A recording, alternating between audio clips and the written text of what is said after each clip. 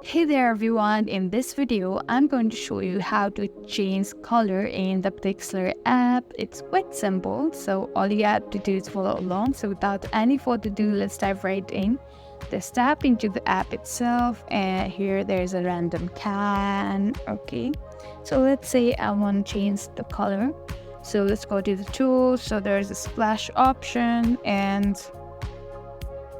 let's say I want to change color of this, right? So let's go to tint, and notice how there's a slider with this all different rainbow colors, all kind of color. So if you want it more to be on the green side, you can slide it to the green, or yeah.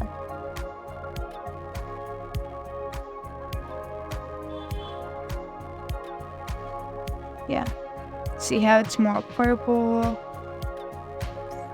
I think this works when okay, you may notice one thing, that when I'm keeping it in green, it should have turned into green, right? But no, it's turning to purple. Do you know why? Because notice when the original color of the can was red. So when I add green tint to it, the green and the red turn into purplish. So this is how color work. If you know about color theory, you know exactly what I'm talking about. So yeah, this is how it works. So yeah, let's keep it this purple. So yeah, this is how you change color in Pixlr.